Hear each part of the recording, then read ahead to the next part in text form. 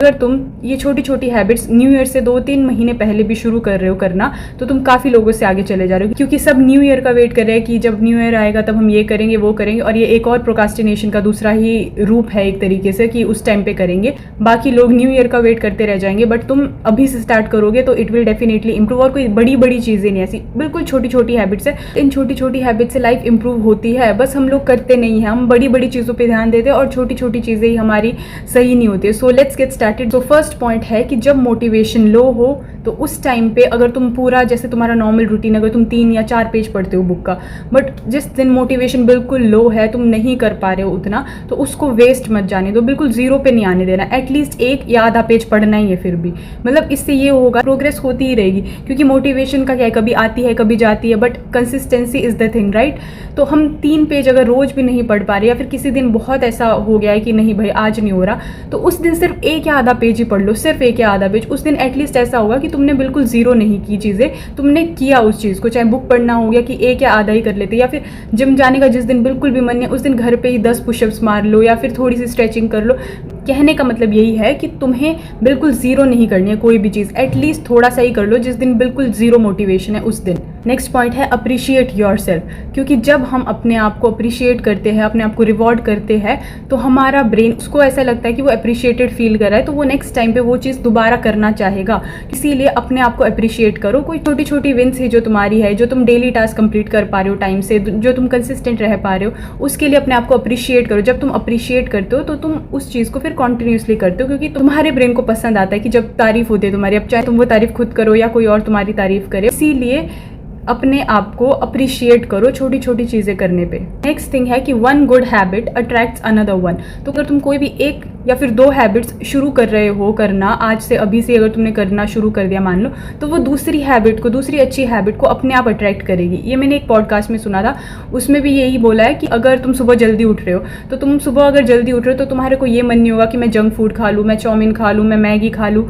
तुम्हारे को ये होगा कि अब थोड़ा जल्दी उठ गया तो अब बुक का 1 पेज ही पढ़ लेते हैं, अब जल्दी उठ गया तो थोड़ा स्ट्रेच ही कर लेते हैं, थोड़ा योगा ही कर लेते हैं। तो इस तरह से एक गुड हैबिट की देरी है कि तुम बस शुरू करो, कोई सी भी एक हैबिट शुरू करो, वो अपने आसपास बाकी गुड हैबिट्स को अट्रैक्ट कर लेगी। नेक्स्ट थिंग है प्लान द नाइट बिफोर। ये मैंने पहले भी काफ़ी बार बोला है, जब तुम पहले ही शाम को प्लान कर लेते हो ना कि तुम्हें क्या क्या करना है कल, तो तुम उठ के बस सीधा शुरू करते हो चीज़ें करना। वो तुम अपना टाइम वेस्ट नहीं करते हो इस चीज़ में, अभी ये करना है, अभी वो करना है। और इस चीज़ से तुम्हारी डिसीजन फटीक भी कम होती है। जब डिसीजन फटीक कम होती है, एनर्जी ज़्यादा बचती है, और जब हमारे पास एनर्जी ज़्यादा होगी तो हम उस एनर्जी को बाकी जगहों पे यूटिलाइज कर सकते हैं, यूज़ कर सकते हैं। Point is also related to this कि रिड्यूस डिसीजन फटीक। तो एक तो डिसीजन फटीक इससे कम होगी कि पहले ही हमने प्लान करके रख दिया, और नेक्स्ट इससे भी होगी, फॉर एग्जाम्पल तुम पढ़ रहे हो तो पढ़ने के बाद अगर थोड़ी देर का ब्रेक ले रहे हो, तो ब्रेक लेने से पहले ही सेट करके रख दो अगली स्लाइड जो तुमने पढ़नी है, या फिर अपना डेस्क पहले ही क्लीन करके रख दो, ताकि जब ब्रेक के बाद तुम आओ, पहले ये 5 मिनट ये सेट करने में ना लगे तुम्हें। तो तुम वहाँ ये डिसाइड ना करो कि अभी क्या पढ़ना है अगला सब्जेक्ट, और अभी थोड़ा सा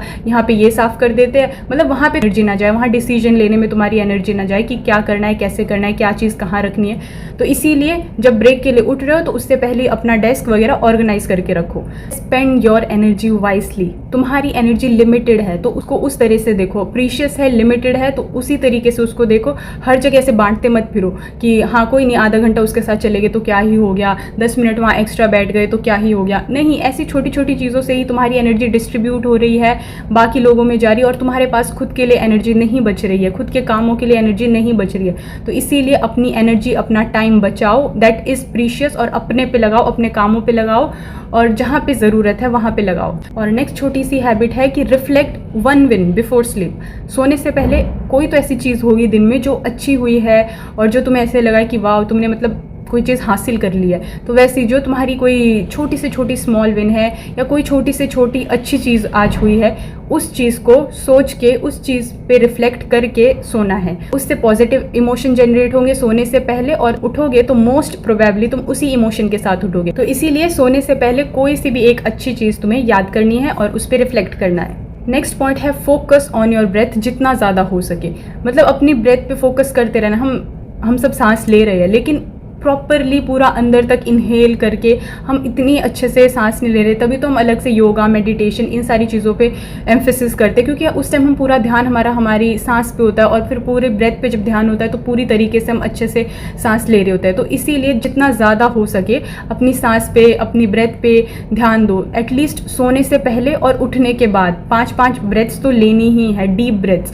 और उसके अलावा जब भी तुम्हें याद आ रहा है, बैठे बैठे अगर पढ़ रहे हो, थोड़ी देर ब्रेक ले रहे हो, तो उस टाइम पे डीप ब्रेथ्स लो। मतलब जितना ज़्यादा हो सके दिन में डीप ब्रेथ्स लो, तुम्हारा ब्रेन एनर्जाइज्ड रहेगा इससे। तो सबसे पहले तुम्हें ये टाइनी हैबिट्स अडेप्ट करनी है। ये 2 से 3 महीने अभी तुम्हारे पास है, इसको पूरी तरीके से मतलब अपनी आदत में ले आओ ये सारी हैबिट्स। तो 2-3 महीनों में 2026 स्टार्ट होने से पहले अगर ये सारी हैबिट्स तुम करना शुरू कर रहे हो तो तुम 2026 में 90% लोगों से आगे जा रहे हो। क्योंकि तुम ये सारी हैबिट्स देखने में बिल्कुल छोटी लगती है, सुनने में बिल्कुल छोटी लगती है, बट ये डेफिनेटली इम्पैक्ट करती है हमारी लाइफ को। एक अच्छी हैबिट हम अडेप्ट करते हैं तो उसके साथ दूसरी भी आती है, और फिर ऐसे धीरे धीरे इन छोटी छोटी चीज़ों से हमारी लाइफ इंप्रूव होती है। जो लोग डिसिप्लिन लाइफ जी रहे हैं वो ऐसे कोई बड़ी चीज़ नहीं कर रहे हैं, वो सारी छोटी छोटी हैबिट्स को, जो कि ऑब्वियसली एक बड़ा टास्क ही है, सब लोग नहीं कर पाते सारी छोटी छोटी चीज़ों को टाइमली और कंसिस्टेंटली, तो उन छोटी छोटी चीज़ों को वो सही कर रहे हैं, वो रोज़ कर रहे हैं। तो 2-3 महीने में तुम 90% लोगों से आगे जाओगे, और 2026 को तुम एक नई तरीके से शुरू कर पाओगे, और वहाँ पर तुम नए रेजोल्यूशंस फिर बना पाओगे।